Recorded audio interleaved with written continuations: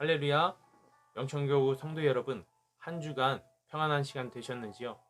오늘 이 시간 영천교구 10월 10일 토요 예배를 주님 앞에 올려드리도록 하겠습니다. 우리 찬송가 하나님 앞에 올려드리도록 하겠습니다. 찬송가 425장, 통합찬송가 217장입니다.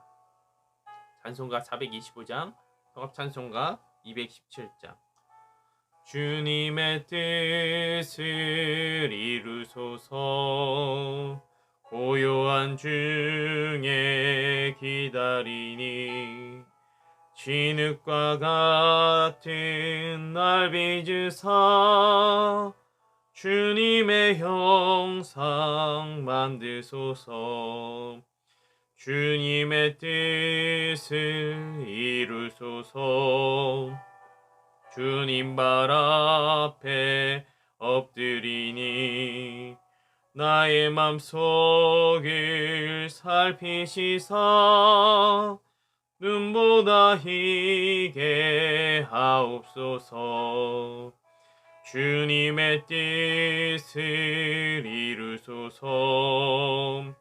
병들어 몸이 피곤할 때 권능의 손을 내게 펴사 강건케 하여 주옵소서. 주님의 뜻을 이루소서.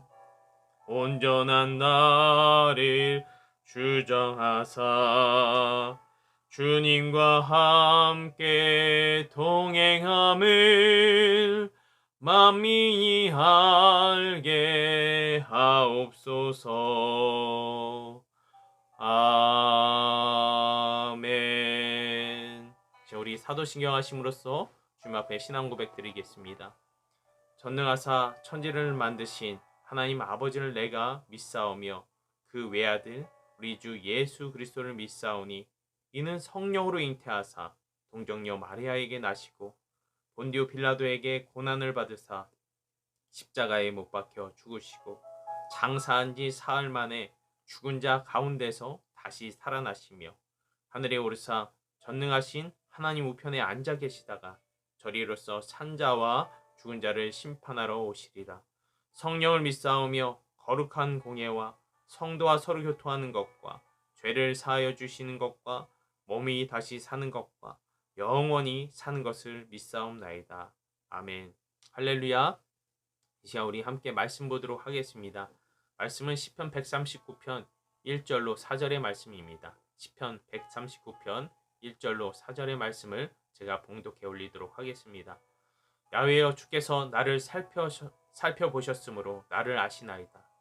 주께서 내가 앉고 일어섬을 아시고 멀리서도 나의 생각을 밝게 아시오며 나의 모든 길과 내가 눕는 것을 살펴보셨으므로 나의 모든 행위를 익히 아시오니 야훼여, 내 혀의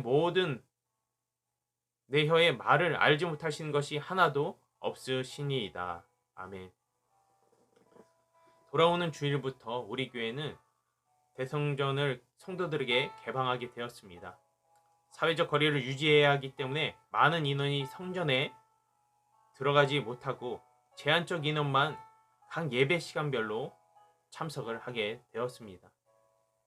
다행인 것은 집에서 예배를 드리다가 이제 점차적으로 교회에 나와서 예배를 드릴 수 있다는 희망이 생긴 것이고, 안타까운 것은 모든 성도분들이 함께 나와 예배할 수 없다는 부분입니다. 그럼에도 하나님께서는 여러분들이 어디서 예배하시던지 간에 그 마음을, 사모하는 마음을 기뻐 받아주실 줄 믿습니다. 우리가 이렇듯 사모하는 예배가 되어야 할 터인데 그렇지 못할 때가 간혹가다 있습니다. 이 예배가 우리가 해치워야 하는 숙제와 같은 기분이 들 때가 있다는 사실입니다.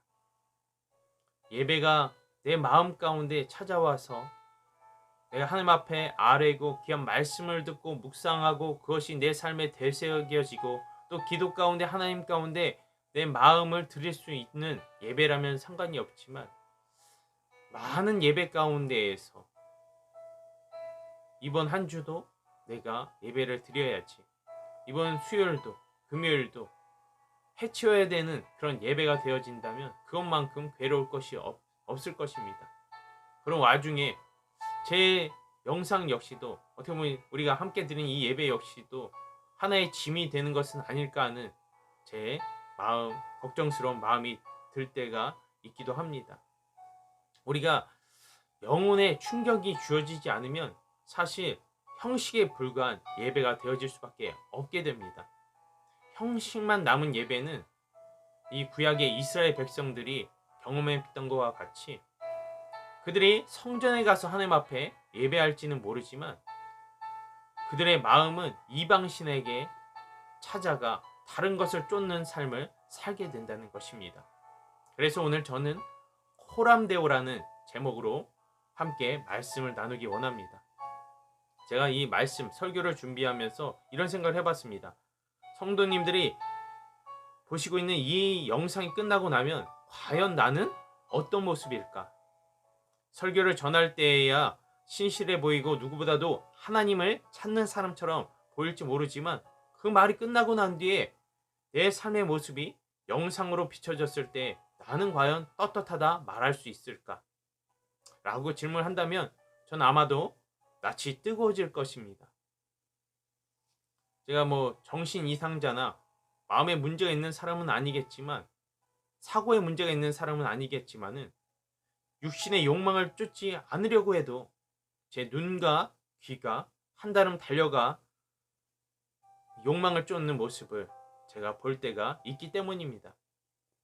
겉과 속이 다른 모습 속에서 어떻게든 사람은 속일 수 있을지 모르겠지만 오늘 우리가 함께 읽은 말씀 가운데 이 시편 말씀과 같이 나의 앉고 일어섬을 아시고 멀리서도 나의 생각을 밝게 하시는 분이 바로 하나님이십니다. 그렇기 때문에 우리가 타인에게 나의 민낯이 드러나는 것은 부끄러워할 줄 알면서도 하나님이 우리의 앉고 일어섬을 아시고 또 나의 생각까지도 아신다는 사실은 망각하면서 살아가는 경우가 많이 있습니다. 그러나 하나님이 시선을 잊고 살아가는 사람은 결코 욕망 가운데서 자유로울 수 없을 것입니다. 어둠에 빛이면 더러움이 드러나지만 빛이 없으면 자기 자신의 이 더러운 내면을 살펴볼 능력이 없어지기 때문입니다. 손바닥으로 하늘을 가렸다고 해서 자신은 안 보일지 모르겠지만 하나님은 그림자도 없으신 분이시기 때문에 우리를 늘 지켜보고 계신다는 것입니다. 우리가 하나님 앞에 서 있듯 해야 하는 이유가 바로 여기에 있는 줄 믿습니다.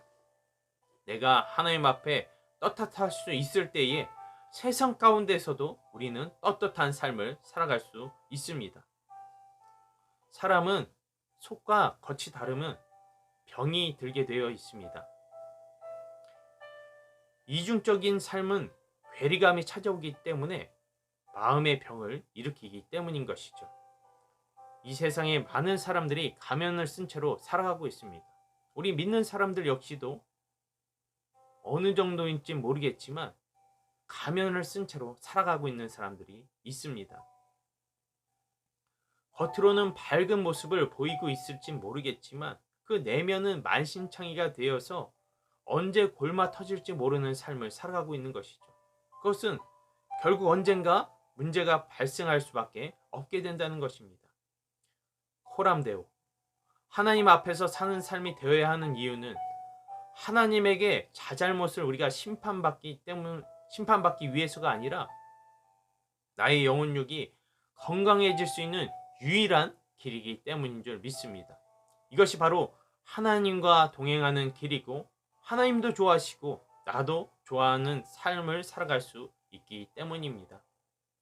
그러나 이 선택을 가로막고 있는 것들이 있죠. 바로 우리나라 사람들 대부분 갖고 있는 바로 허식입니다.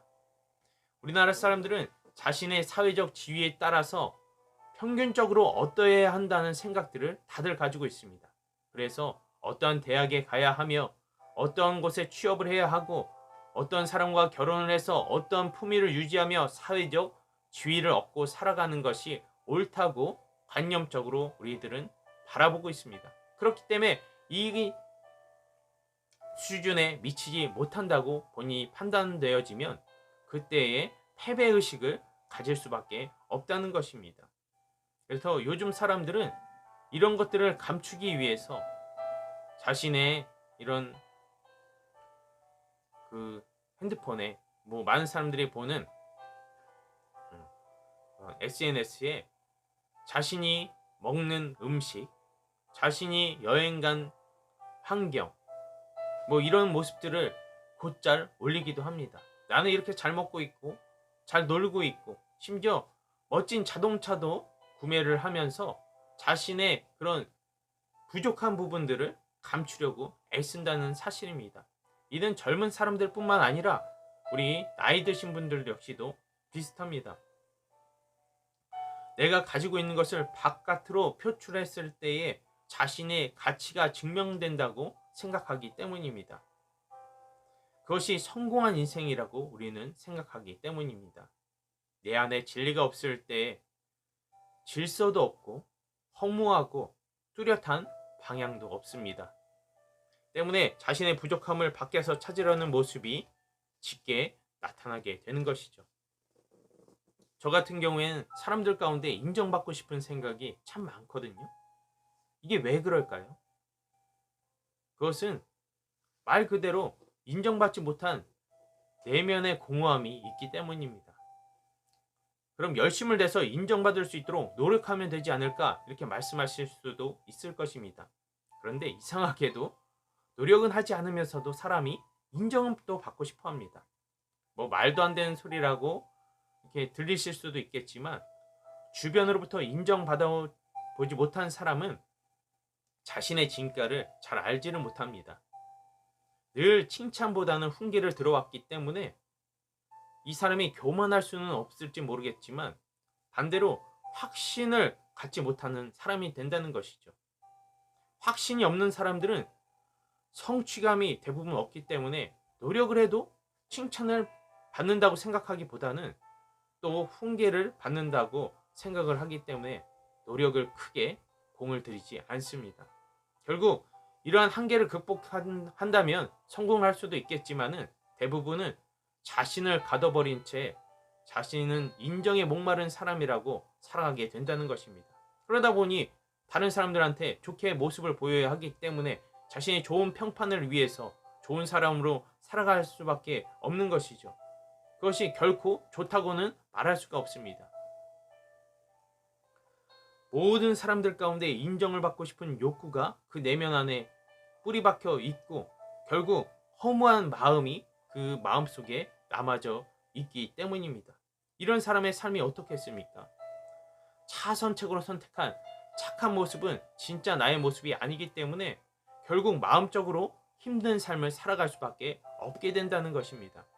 내가 손해를 봐도 다른 사람들한테 터놓고 이야기할 수가 없습니다. 그리고 늘 타인의 눈치를 보면서 살아가기 때문에 겉과 속이 차이가 커지면 커질수록 마음의 상처는 더더욱 크게 입혀지게 된다는 것입니다. 여기 계신 우리 영천교구 성도님들은 이런 분들이 거의 없으시겠지만 대부분의 사람들은 자신의 내면의 부족한 모습을 외부에서 채우기 위해 저마다의 방법으로 다들 살아가고 있다는 것입니다. 이러한 모습이 하나님 앞에서 문제가 되어질 수 있기 때문에 오늘 우리는 코람데오 하나님 앞에서라는 말을 기억해야 되는 줄 믿습니다. 신앙에 있어서 우리는 또한 많은 허례허식을 가지면서 살아가고 있습니다. 교인은 어떠해야 한다든지 아니면 목사는 어떠해야 한다든지 예배는 어떻게 드려야 하는지 율법적 생각이 기준이 되어질 때에 겉과 속이 다른 신앙인이 되어질 수가 있습니다. 내가 하나님과 동행한다면 타인의 시선에 신경 쓸 이유가 조금도 없겠죠. 내 자신의 더러운 속마음이 보이지 않기 위해서 겉으로 잘 포장하고 살아가야 하는 사람에게는 형식이 중요하고 열심히 중요하게 된다는 것입니다. 우리가 기도를 크게 하지 않아도 내 마음을 고스란히 하나님 앞에 쏟아놓을 수 있을 때 그것보다 귀한 기도가 없을 것입니다. 나의 죄를 만인 앞에서 고백할 수 있다면 나의 들춰내고 싶지 않은 나의 가정사를 하나님 앞에 고백할 수 있다면 그것은 성숙한 그리스도인으로 성장하는 길일 것입니다. 겉으로는 우리가 큰 소리로 방언 기도를 하면서 살아가고 있지만 숨겨야 하는 삶을 살아가야 하는 성도라면 그것은 울리는 꽹과리에 지나지 않는다는 것입니다. 욕심을 내어 내 손에 움켜쥐지 않으면 잠을 못 이루는 권사님들도 있겠죠. 교회에서는 밝게 웃으면서 인사를 잘하는 장로님이실지 모르겠지만 직장에서는 입에 담기도 험한 말들을 직원들에게 뿌리는 상처를 입히는 장로님들도 있다는 것입니다. 하나님 앞에 코람대화하지 못하기 때문에 이러한 일들이 삶과 교회 안에서의 삶이 이 서로 다른 모습들을 나타낸다는 것입니다. 교회 역시도 하나님 앞에 올바로 서지 않으면 이와 다를 것이 없게 된다는 것입니다. 세상이 교회를 손가락질하는 이유는 교회가 교회답지 못하기 때문일 것입니다. 겉으로는 화려하고 웅장하고 멋있어 보일 수 있는 교회일지 모르지만 그 안에 채워져 있는 사람들이 얼마나 진실되어 있는지, 얼마나 정직한지 그것이 온전함으로 나타나지 않을 때는 그 집단은, 그 교회는 탐욕과 아집으로 뭉쳐진 존재가 되어버리고 만다는 것입니다. 내면에 가지고 있는 것보다 겉으로 나타내는 것이 부풀려지게 된다면 그 간극이 커지면서 사람이건 공동체건 점점 초라해지고 피폐해지게 될 뿐입니다. 사람이건 교회이건 그 속에 참된 귀한 은혜를 사람들과 나눈다면 굳이 사람들 가운데 소문을 내지 않아도 사람들은 우리들 가운데, 우리 교회 가운데 찾아오게 될 것입니다. 그런데 소문만 무성한 집, 소문난 잔치집에 먹을 것이 없다는 것을 사람들도 익히 잘 알고 있기 때문에 그 내면에 참됨이 없는 곳에는 사람들이 몰려들지 않게 됩니다. 다시 한번 말씀드리지만 코람데오, 하나님 앞에서 사는 삶은 언행일치가 이루어져야 된다는 것입니다. 속과 겉이 합치가 될 때에 아름다움을 우리가 가져갈 수가 있게 됩니다.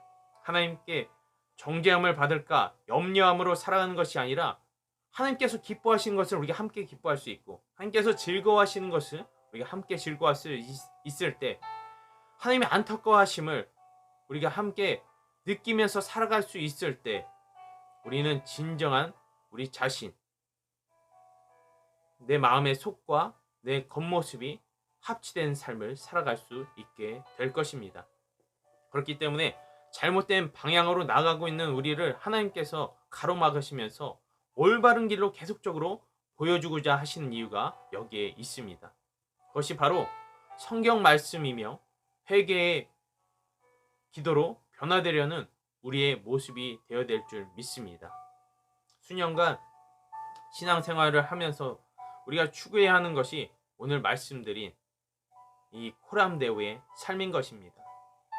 내 속마음과 겉행동이 동일해지고 교회 안에서의 삶과 교회 밖에서의 삶이 일치되어 가고 하나님 마음을 읽을 수 있는 삶이 되어질 때에 우리는 결국 이 땅에서도 천국의 삶을 살아가게 될 줄 믿습니다. 또한 영생의 삶을 살아가게 될 줄 믿습니다. 우리 다시 한번 오늘 우리 함께 나눈 말씀을 함께 봉독하고 예배를 마치도록 하겠습니다. 야훼여, 주께서 나를 살펴보셨으므로 나를 아시나이다. 주께서 내가 앉고 일어섬을 아시고 멀리서도 나의 생각을 밝히 아시오며 나의 모든 길과 내가 눕는 것을 살펴보셨으므로 나의 모든 행위를 익히 아시오니 야훼여, 내 혀의 말을 알지 못하시는 것이 하나도 없으시니이다. 오늘도 하나님 앞에서 온전함으로 살아가려고 애쓰시는 우리 영천교구 성도님 되시기를 주님의 이름으로 축원드립니다. 잠시 기도하도록 하겠습니다. 하나님 아버지, 우리 귀한 영천교구 성도님들 한 주간의 귀한 삶을 살았습니다.